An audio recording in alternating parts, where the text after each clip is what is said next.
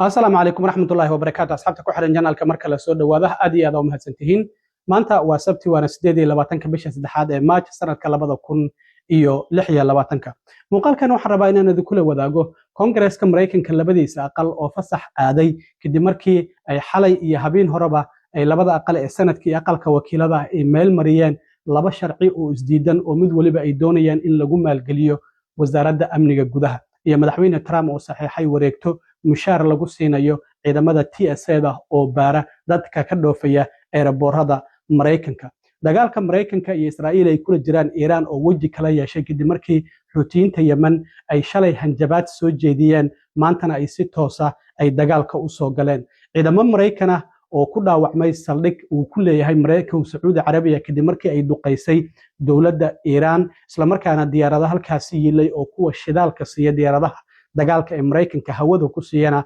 dhibaato ay ka soo gaartay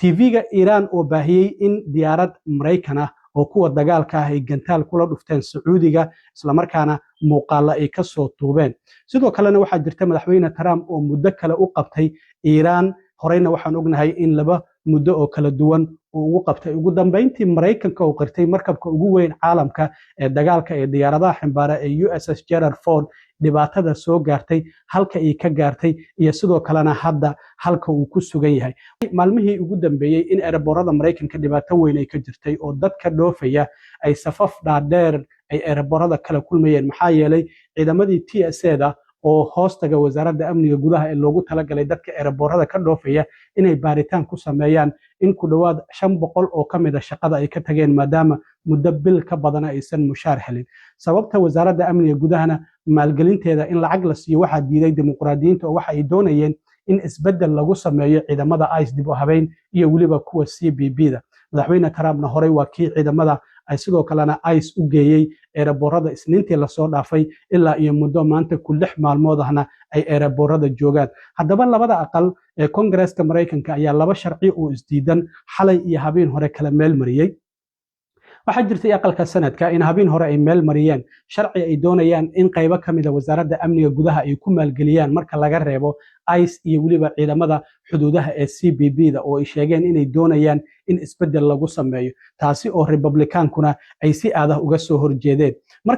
markii ay meel mariyeen waxa loo gudbiyay sharcigii sanadku ay meel mariyeen aqalka wakiilada sida sharci kasta waa inuu labada aqal maraa kadibna madaxweynaha loo gudbiyaa oo uu saxiixa marka shalay markii loo gudbiyay aqalka wakiilada afayeenka aqalka wakiilada Mike Johnson ayaa gabi ahaanba diiday sharcigii oo waxa uu yiri dimuqraadiyiintu waxa ay doonayaan in xuduudaha Mareykanka la furo mar kalena dadka sharci la'aanta ay wadanka ku soo qulqulaan marka waxa jirtay xalay marka aqalka wakiiladu inay sharci kale ay meel mariyeen sharcigaasi oo muddo 2 bilood ah wasaaradda amniga gudaha guud ahaanteedba lagu maalgelinayo ilaa iyo 22 bisha May ee shanaad ee soo socota sharcigaasi waxa ansixiyay 213 xubnood 203 xubnoodna waa ay diideen marka dimuqraadiyiinta ku jira aqalka sanadka waxay yiraahdeen sharcigaasi marka uu soo gaaro waa dead on arrival halkiisa ayaan ku diidi doonaa fasax ayuu hadda aaday aqalka Congress-ka Mareykanka oo muddo 2 toddobaad ah ayay ku maqnaan doonaan marka ay soo laabtaan haddana mar kale waa halkeedii ka bilow laakiin madaxweyne Trump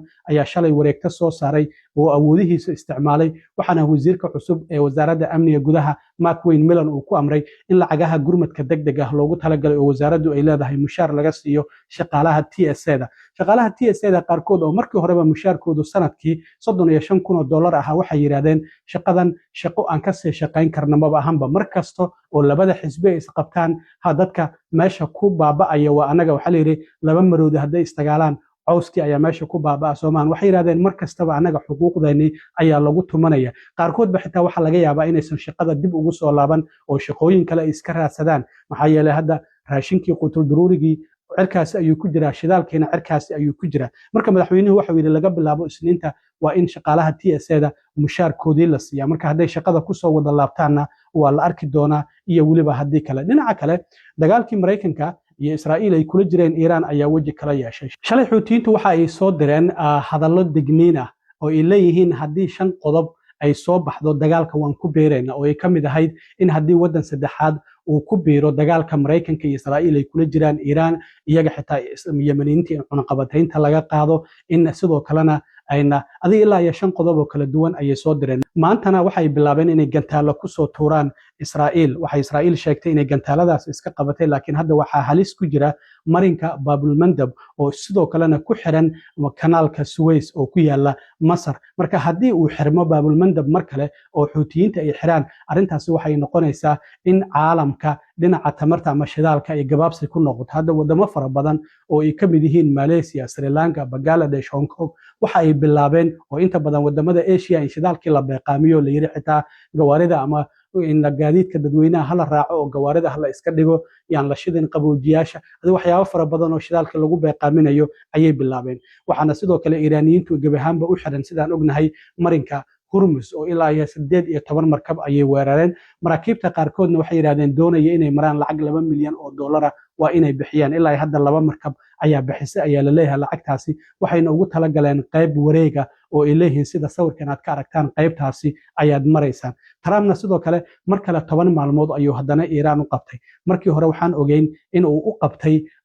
48 saac 5 maalmood ayaa ku xigtay haddana waxa uu leeyahay laga bilaabo 6 bisha soo socota ee Abriil oo Isniinta soo socota ku beegan 8 fiidnimo ayaan u qabtay Iiraan si aan u burburiyo goobahooda tamarta wadahadallo ayaa socda wadahadalladaasi Iiraan ayaa iga codsatay ayuu leeyahay 10kaasi maalmood waa sida isagu uu sheegayo laakiin Iiraan waxay leedahay wax wadahadal oo noo dhaxay annaga iyo Mareykanka maba jiraanba arrintaasi waa ay diidan yihiin wasiirka arrimaha dibadda Mareykanka oo shirka wadamada G7 magaalada Paris ee caasimadda Faransiiska uga qayb galayana waxa uu sheegay in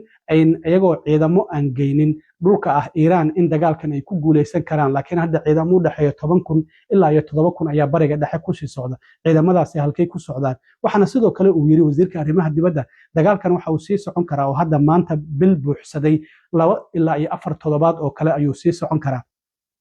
sidaas ayuu leeyahay marka waxa jirta hadda ciidamada Mareykanka saldhiga ay ku lahaayeen dalka boqortooyada Sacuudi Carabiya in Iiraan ay mar kale weerarto waxaan filayaa markii saddexaad mise waa markii afraad oo ay weerarto waxa ku dhaawacmay ilaa iyo ciidamo gaaraya 15 oo la leeyahay 5 ilaa 3 kamida dhaawacoodu waa halis diyaaradaha kuwa sida Tangriska oo shidaalka qaada isla markaana diyaaradaha dagaalka hawada ku siiya shidaalka ayaa sidoo kale dhibaato ay soo gaartay mana ahan markii ugu horeysay oo diyaarado halka ay saldhigaasi ku gaarto Mareykanka ilaa hadda intii dagaalkan uu socday oo bil ah 303 askari ayaa uga dhaawacantay dhimashada ay qirteenna waa 13 sidoo kale telefishinka Iiraan ayaa wax uu baahiyay muuqaaladan oo arkaysaan oo leeyihiin gantaalkan waxaan ku dhufanay diyaarad dagaal oo Mareykanku uu leeyahay oo ah F-16 waxaana lagu soo dejiyay iyadoo waliba dhaawacan airport ku yaala Sacuudi Carabiya ilaa hadda sheegashadaasi ma jirto ila madax banaan oo cadeeyay Mareykankuna ma uusan qaran laakiin sawirkan ayay baahiyeen sida aad arkaysaan ay leeyihiin diyaaradaasi ayaan soo ridnay dhinaca kale waxaa jirta in Mareykanku markiisii ugu horeysay uu qiranayo markabka ugu weyn dagaalka oo Mareykanku uu leeyahay oo waligii la sameeyo oo diyaaradaha ximbaara oo la yiraahdo USS Gerald R. Ford in dhibaato ay soo gaartay markabkan qiimihiisu waa 13 bilyan isla markaana gabi ahaanba dagaalka Mareykanku uu kula jiray Iiraan waa uu isaga baxay kadib markii qaybta ciidamada dharka ay ku dhaqdaan ee laundryga ay gantaal dowladda Iiraan ay uga dhufatay 12kii bishan March oo hadda sii dhamaanaysa waxa la leeyahay muddo maalmo ah ayaa ciidamada saaran qaarkood dhulka ay seexanayeen isla markaana markabka gudihiisa qiic fara badan ayaa gudihiisa ku jiray oo maalmo ayuu gubanayay markabkaasina hadda gabi ahaanba dagaalka waa laga saaray markabkan oo la yiraahdo USS Gerald Ford waa markabka ugu weyn ee caalamka ee diyaaradaha xambaara ee dagaalka oo waligii la sameeyay waxaana hadda qasab ku noqotay inuu isaga baxo dagaalka isla markaana sida uu qoray wargeyska New York Post markabkan muddo sanado ahba waxa la leeyahay dhibaatooyin fara badan ayaa haystay ilaa iyo sanadkii 2020 waxaana inta badan uu ka haystay qaybo kala duwan oo dayactiro lagu sameeyay ilaa iyo 4 milyan oo dollar ay ku baxday qaybaha dhibaatada ugu badan ka jirto waxa kamid ah dhinaca suuliyada ama musqulaha oo aan la falaashi karin isla markaana sidoo kalena markasta oo la falaasho aysan suulidii waxyaabihii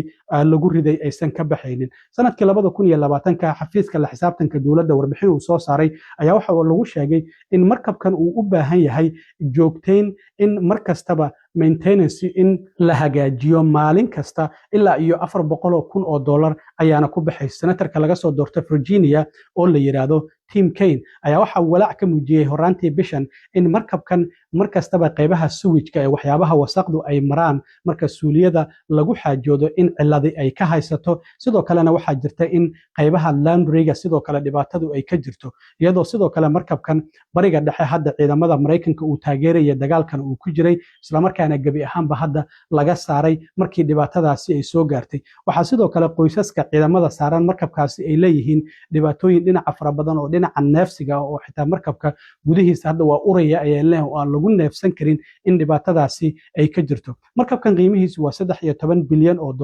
haddana waxa uu la'yahay waxyaabaha aasaasiga ee lagu noolaan karo markabka gudihiisa ayaa cilada ay ka jirtaa. Sidoo kalena warbixin ciidamada badda ee Mareykanku ay soo saareen ayaa waxay leeyihiin dhibaatadu waxay ka jirtaa dhinaca suuliyada iyo qaybta sewage-ka oo sidoo kalena waxyaabaha wasaqdaasi ay maraan ilaa iyo ciidamo 4,000 ka badan ayaana markabkaasi saaran. Waxaa sidoo kale jirta in 12kii bishan Iiraan ay gantaal la heshay markabkaasi, weliba qaybta dhinaca laundry-ga ayay gantaalkaasi ay kala heshay, dhibaato ayaana soo gaartay. Waxaana taasi ay sababtay in markabka gudihiisa xitaa aan lagu noolaan karin oo aan lagu neefsan karin. Waxaa sidoo kale jirta in ilaa iyo 400 oo ciidamaha uu markabkaasi saaran muddo maalmo ah ay dhulka seexanayeen, isla markaana sidoo kalena ay hadda qaadanayso in markabkaasi la dayactiro sanad amaba ka badan. Markabkaasi ayaa maanta oo Sabti waxa uu ku xirtay jasiirad la yiraahdo Split oo ku taala wadanka Croatia, halkaasi oo lagu dayactiri doono. Marka markabkii ugu weynaa ee dagaalka ee Mareykanka